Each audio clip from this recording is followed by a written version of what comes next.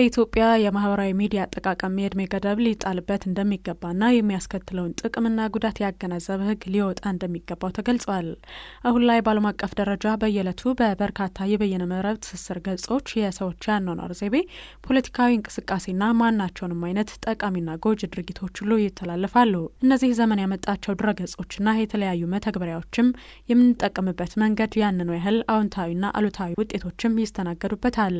ለመሆኑ የማህበራዊ ሚዲያ መጠቀም የሚያስከትለው ስነ ልቦናዊ ሁኔታ ምን ይመስላል የሚለውን ባለሙያ ጠየቅን። የማይንድ ሞርኒንግ የባህሪ ስልጠና ምርምርና ማማከር ድርጅት ውስጥ ባለሙያ የሆኑት ጽምረ መዘምር ለጥያቄው በሰጡት ምላሽ ማህበራዊ ሚዲያም ሆነ ማንኛውንም ነገር ስንጠቀም በራሱ ጥሩና መጥፎ ጎኖች እንዳሉት ገልጸዋል። ገና ዳዴ ከሚሉ ህጻናት እስከ ታዳጊዎች እርከን ላይ የሚገኙ ልጆች ድረስም ማህበራዊ ሚዲያ መጠቀም የሚፈጥረውን ስነ ልቦናዊ ተጽዕኖ አብራርተዋል። ማህበራዊ ሚዲያ አዎንታዊ ጎንም አለው፣ አሉታዊ ጎን አለው። አጠቃቀማችን ነው የሚወስነው። በተለይ ማህበራዊ ሚዲያ ሲሆን ደግሞ የተሻለ ብስለትንና አጠቃቀምን የሚፈልግ ጉዳይ ነው። ከዛ ይህንን ጉዳይ ደግሞ ወደ ቤተሰብ ከቤተሰብ ደግሞ ወደ ልጆች ስናመጣ እንደ እድሜያቸው የተለያዩ ጫናዎችንና ተጽዕኖዎችን ነው የሚፈጥረው።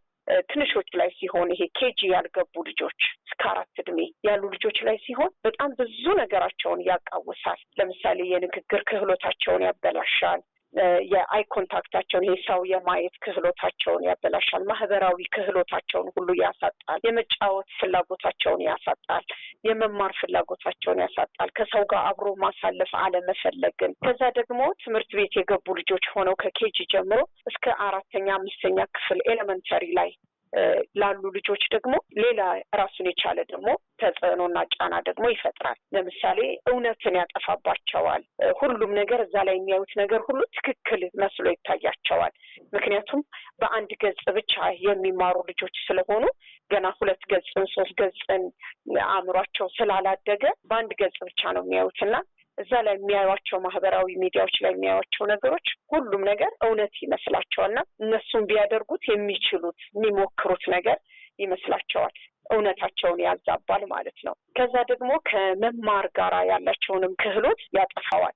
ከሌሎች ልጆች ጋር አብሮ መጫወት ፍላጎት ያጣሉና በዘም ላለ ሰዓት ስለሚቀመጡ የምግብ ፍላጎታቸው ሁሉ ይጠፋል። እንዲሁም ደግሞ የነርቭ ስርዓታቸው፣ በሽታ የመከላከል አቅማቸው፣ እነዚህ ነገሮች ሁሉ እየተጎዱ ይሄዳሉ ማለት ነው። ከዛ ወደ መካከለኛ ትምህርት ላይ ደግሞ ሚድል ክላስ ስናመጣው ቲንኤጅ የምንላቸው እድሜ ላይ ሲመጣ ደግሞ የማንነት ቀውስ ነው የሚፈጥረው። እነሱ ላይ የማንነት ቀውስ ራሳቸውን ያነጻጽራሉ። እዛ ውስጥ እነሱ እንዳልቻሉት ይሰማቸዋል፣ ወይ ደግሞ የተጋነነ አስተሳሰብ ይሰጣቸዋል። ያንን የመሆን ፍላጎታቸው በጣም ይጨምርና ራሳቸውን የመካድ ስሜት ያመጣባቸዋል። ይሄ ደግሞ ራስን የማነጻጸር ፍላጎታቸው በጣም እየበዛ ሲሄድ ደግሞ ራስን መጥላት ያመጣል። ማህበራዊ ሚዲያ የሚፈጥረው የማንነት ቀውስ በታዳጊዎች ነገ ህይወት ላይም የተፋለሰ ተስፋና የጤና ጫናም እንደሚፈጥር አስረድተዋል። በጣም እየበዛ ሲሄድ ወደ ድብርት ውስጥም ሊገቡ ይችላሉ። ራስን ማጥፋት የሚለው ሀሳብ ራሱ ከዚህ ጋር ይገናኛልና ክፍል ውስጥ ገብቶ መማር የሚለውን ነገር በሙሉ ይጠሉትና አስተሳሰባቸው ፊውቸር ላይ የወደፊትን ለምሳሌ ወደፊት ሚሊዮነር ሆናለሁ፣ ወደፊት እንደዚህ ሆናለሁ የሚል የተጋነነ አስተሳሰብ ይኖራቸውና አሁንን የሚጠሉት አሁንን የሚክዱ ልጆች ይሆናሉ። እንቅልፍ ማጣት፣ 24 ሰዓት ከስልካቸው ጋር መጠመድ፣ ሌሊቱን ሙሉ ስልካቸው ላይ ጊዜ ማሳለፍ፣ ካልሆኑ ከማይጠቅሟቸው ወይ ደግሞ ልክ ካልሆኑ ሰዎች ጋር የንግግር ወይም ደግሞ ቻት ማድረግን ይቀጥላሉ። ከዛ 1 to 1 ወይ ደግሞ ግሩፕ ውስጥ አውሩ ሲባሉ የንግግር ክህሎት ስለሚያጡ ብዙ ጊዜ በጽሁፍ መግባባትን ቴክስት ማድረግን ምናምን እየመረጡ ይሄዳሉ ማለት ነውና ቀውሳቸውን በጣም እያበዛው ይሄዳል ማለት ነው። ይህ ያልተገባ የማህበራዊ ሚዲያ አጠቃቀም ዘዴም ታዲያ ከግለሰብ ደረጃ ተነስቶ አጠቃላይ ማህበረሰባዊ መዋቅሩ ላይ ጉዳት የሚያስከትል ነው ብለዋል። ያው ማህበራዊ የሚጀምረው ከቤት ነው አይደለ? ከቤተሰብ ነው፣ ከእናት ከአባት፣ ከዛ ከልጆች እና ቤት ውስጥ ያለው ግንኙነታቸው፣ ቁርኛታቸው፣ ንግግራቸው፣ አብሮ የሚያሳልፉት ጊዜ ጤናማ ካልሆነ ወላጅ ለልጁ ጊዜ ለመስጠት የሚቸገር ከሆነ በራሱ ዛቢያና በራሱ ህይወት ቢዚ የሚሆን ከሆነ ወይም ደግሞ በልጆቹ ሰበብ በጣም ራሱን በስራ የጠመደና ቢዚ ወላጅ ከሆነ መቃወሱ የሚጀምረው እዛ ቤተሰብ ውስጥ ነው ማለት ነው። እንደ ማህበራዊ ወይ እንደ ሀገር ሳናሰፋ እዛው ቤት ውስጥ ራሱ መቃወሱ ይጀምራል ማለት ነው። ስለዚህ ልጆቹ ምን ይሆኑ? ግለኛ ይሆናሉ። ብቸኛ ይሆናሉ። ራሳቸው የሚያነጻጽሩ ልጆች ይሆናሉ። ስለ ራሳቸው የሚሰማቸው ስሜት ዝቅተኛ ይሆናል። ስለዚህ አሁንም ቀውሱ ልጆቹ ጋር በራሳቸው በውስጣቸው በስሜታቸው በጣም የተደበላለቀ ነገር መሆን ይጀምራል ማለት ነው። እዛ ጋር ነው የሚጀምረው። ከዛ እያደገ ሲሄድ ነው እንደ ማህበረሰብ ደግሞ የሚሆነው ግለኛ ማህበረሰብ፣ ከዛ ራሱን ለማጥፋት የሚያስብ እሴት የሌለው ነገሮችን ለመስራት ለመትጋት የሆነ ነገር ጀምሮ ለመጨረስ ሞራል የሌለው ትውልድ ደግሞ እየሆነ ይሄዳል ማለት ነው። ያ ነው ተጽዕኖ። ይህንን ተከታታይ ጉዳት የሚያስከትል የበየነ መረብ አጠቃቀም ከግለሰብ ከወላጅና ከስነ ልቦና ባለሙያዎች በተጨማሪ በህግ ለማድረግ በኢትዮጵያ ያለው የህግ ጉዳይ ምን ይመስላል የሚለውን ጠበቃና የህግ አማካሪ ሰለሞን ገዛኸኝ አብራርተዋል።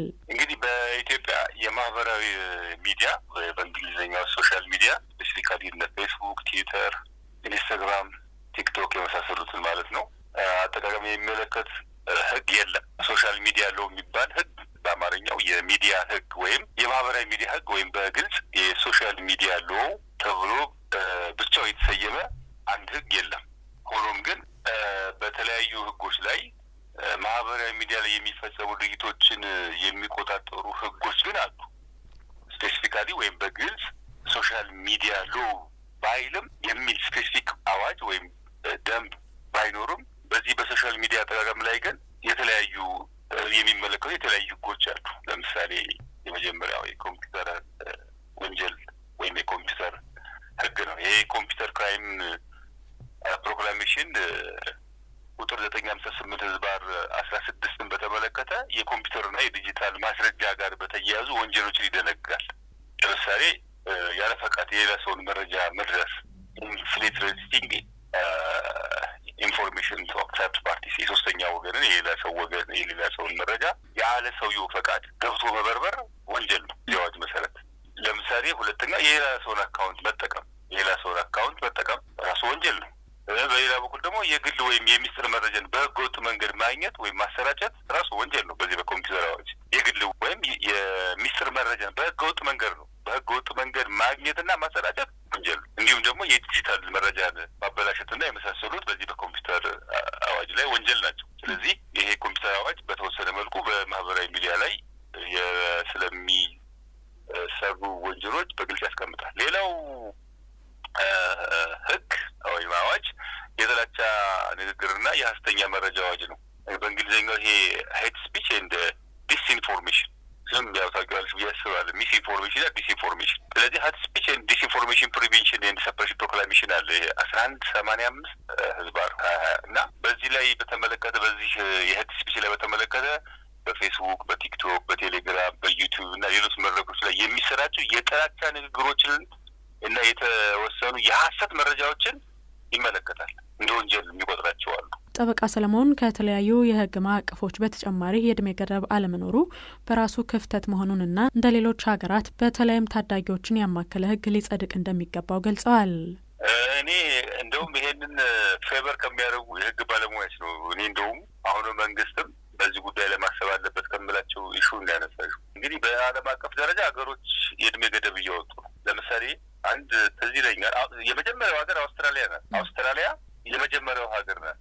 2025 አካባቢ ዛሬ ዓመት በሶሻል ሚዲያ ወይም በማህበራዊ ሚዲያ አጠቃቀም ላይ የእድሜ ገደብ ያስቀመጠች ሀገር የመጀመሪያው ሀገር ናት። ስለዚህ በዚች ሀገር መሰረት ማንኛውም እድሜው ከ15 ዓመት በታች የሆነ ታዳጊ ማህበራዊ ሚዲያ መጠቀም የለበትም የሚል በግልጽ ያስቀምጣል። ሌሎችም ሀገሮች ይሄን ተከትሎ ብዙ ሀገሮች አውጥተዋል። አንዳንዶቹ እንደውም እድሜ ገደቡን ከማስቀመጥ ይልቅስ 14 ዓመት በታች ያሉትን በተመለከተ በቤተሰቦች ፈቃድ አማካኝነት ማህበራዊ ሚዲያ እንዲጠቀም ያደርጋሉ። በሀገራችን ስንመጣ ግን የለም። የእድሜ ገደብ ማህበራዊ ሚዲያ እንዴት መጠቀም እንዳለባቸው በእድሜ ገደብ የተቀመጠ ነገር የለም እስካሁን ድረስ። የህፃናትን እድሜ ሁኔታ ከግምት በማስገባት በእነሱ ላይ የሚደርሰውን ተጽዕኖ ለማስቀረት ነው። የህግ አለማውም ያ ነው። ስለዚህ የህጉ አለመኖር ብዙ ህጻናት ያልተፈለገ እንትን ይደረጋሉ። ለምሳሌ የእንቅልፍ መዛባት፣ የሳይበር ጉልበተኝነት፣ ለምሳሌ ይሄ ሳይበር ቡሊንግ አለ። እነዚህ ነገሮች አሉ። በእነዚህ ስፔሲፊካሊ እነዚህ ነገሮች በተመለከተ ህግ መውጣቱ ጥሩ ነው። በሌላ በኩል ደግሞ ገደብ መደረጉ ደግሞ በህፃናት አስተዳደግ ላይ ሌላም ኔጌቲቭ ኢምፓክት አለው የሚሉት አለ። እንግዲህ ሁለት ጎራ ነው ተከፍለው ያሉት። ለምሳሌ ይህንን ገደብ መጣል ለቴክኖሎጂ እድገት ያላቸውን ተጋላጭነት ሊገድብ ይችላል የሚሉም አሉ። ለምሳሌ በአሁኑ ሰዓት ዓለም እንግዲህ የቴክኖሎጂ እንትን ናት። በስራ ገበያ ላይ የመቀጠር እድላቸውንም ሊያጠበው ይችላል የሚሉም አሉ።